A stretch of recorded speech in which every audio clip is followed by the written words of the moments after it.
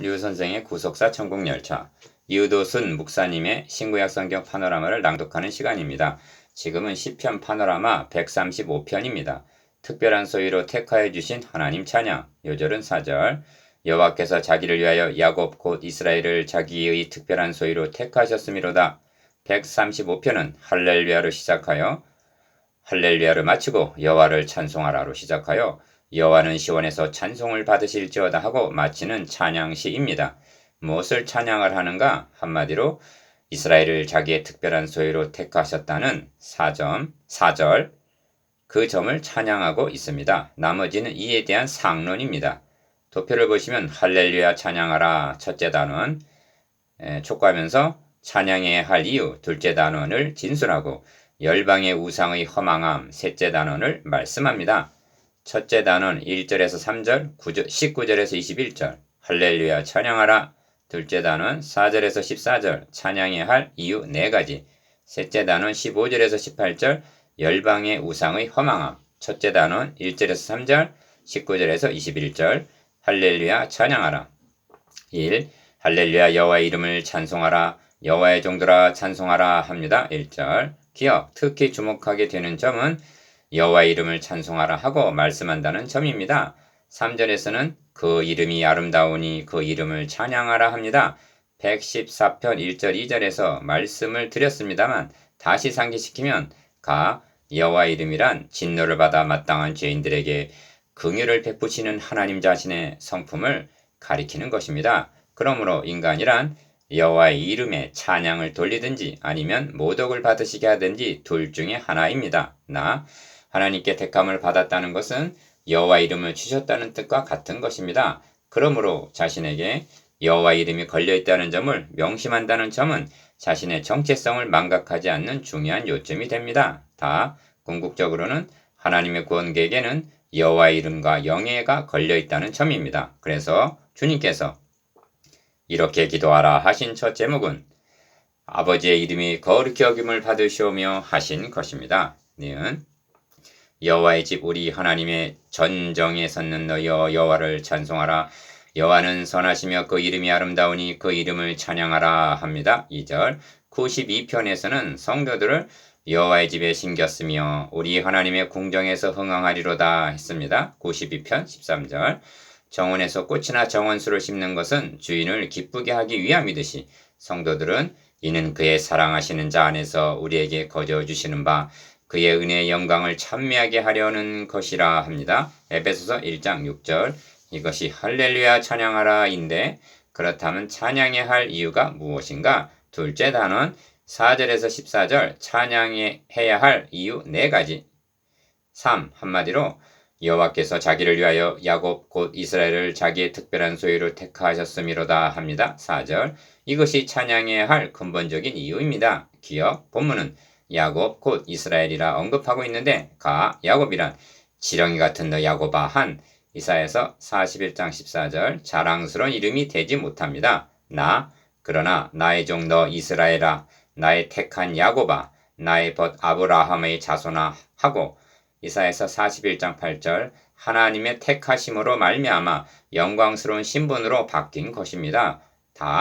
여호와께서 자기를 위하여 라고 말씀합니다. 다시 강조합니다만 구원계에게는 여호와 하나님 자신의 이름과 명예가 걸려있다는 점입니다. 그러므로 여호와의 열심히 이를 이루시리라. 이사야서 9장 7절 즉 반드시 기필코 이루시고야 만다는 확신을 갖게 됩니다.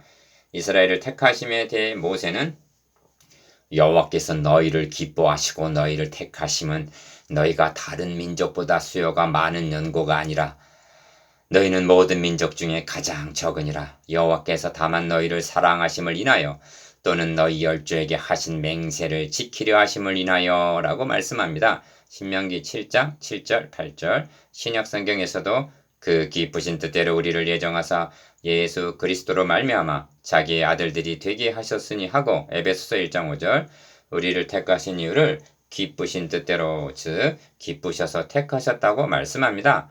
달리는 설명할 길이 없는 것입니다. 그가 우리를 대신하여 자신을 주심은 모든 불법에서 우리를 구속하시고 우리를 깨끗하게 하사 선한 일에 열심하는 친 특별한 백성이 되게 하려 하심이니라 하십니다. 디도서 2장 14절. 이를 생각할 때 어찌 찬양하지 않을 수가 있단 말인가? 이것이 찬양해야 할 근본적인 이유입니다. 니은 내가 알거니와 하고 상론으로 찬양해야 할 네 가지를 말씀합니다.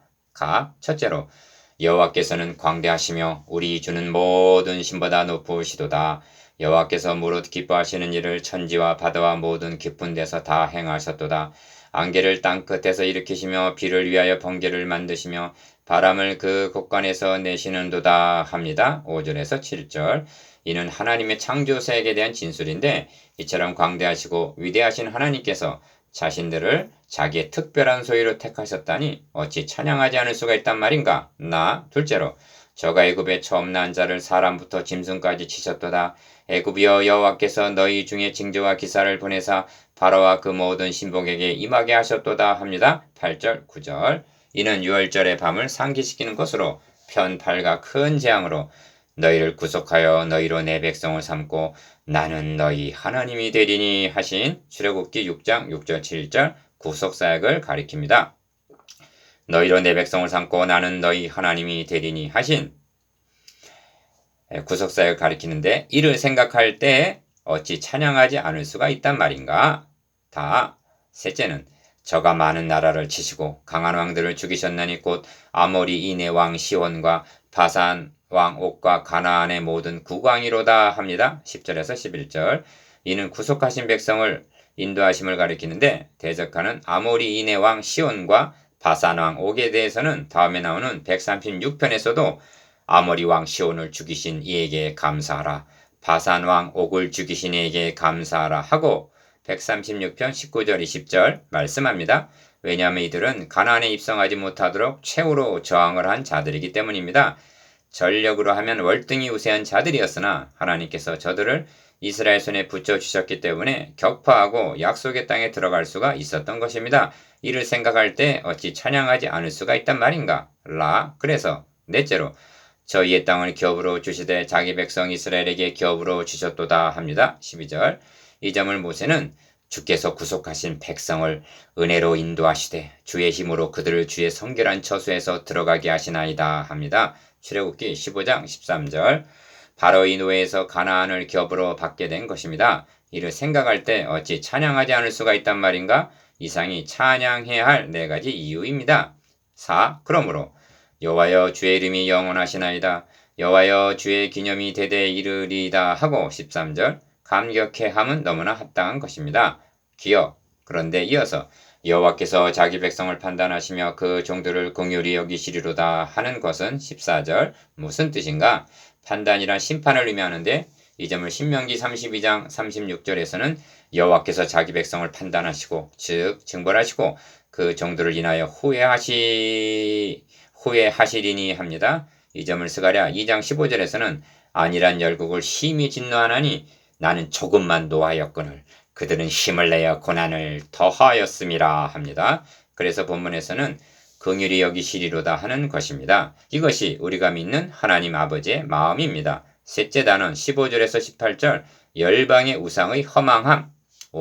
찬양해야 할 이유를 진술한 후에 열방의 우상은 은금이요 사람의 수공물이라 하고 15절 열방의 우상을 거론하는 의도가 무엇인가? 이는 135편의 역사적인 배경을 추측하게 합니다. 즉 열방이 압제를 당하고 있는 상황에서 기록이 되었음을 말해줍니다. 115편 4절에서도 저희 우상은 은과 금이요 사람의 수공물이라 하고 같은 말씀을 하고 있는데 그 배경은 어찌하여 열방으로 저희 하나님이 이제 어디 있느냐 말하게 하리까 한 2절 열방이 압제를 당하는 상황에서 한 진술입니다.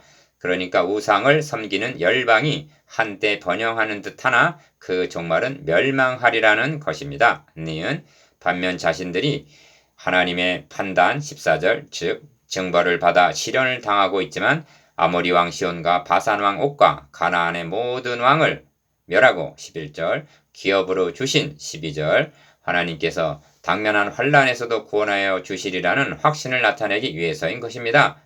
그래서 입이 있어도 말하지 못하며 눈이 있어도 보지 못하며 귀가 있어도 듣지 못하며 그 입에는 아무 기식도 없나니 16절 17절 그러므로 그것을 만든 자와 그것을 의지하는 자가 다 그것과 같으리로다. 18절 즉 멸망하리라는 것입니다. 2.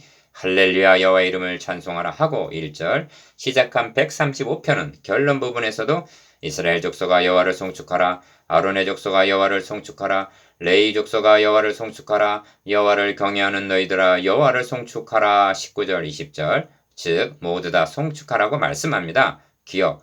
그런데 주목하게 되는 것은 예루살렘에 거하신 여호와는 시온에서 찬송을 받으실지어다 할렐루야 하고 21절 시온으로 마치고 있다는 점입니다. 이는 대제 여호와께서 시온을 건설하시고 그 영광 중에 나타나셨음이라 102편 16절 즉 예루살렘을 회복하여 주시리라는 소망을 나타냅니다. 니은 그런데 이것은 예표일 뿐 신령한 의미를 알기 위해서는 멀리 갈 것도 없이 가 134편 3절에서는 여호와께서 시온에서 너에게 복을 주시리로다 합니다. 나 133편 3절에서는 헐몬의 이슬이 시온의 산들에 내림 같도다. 거기서 여호와께서 복을 명하셨나니 곧 영생이로다 합니다. 다 이를 위해서 132편 13절에서는 여호와께서 시온을 택하셨다 말씀하고 라 128편 5절에서도 여호와께서 시온에서 너에게 복을 주실지어다 하고는 마 129편 5절에서는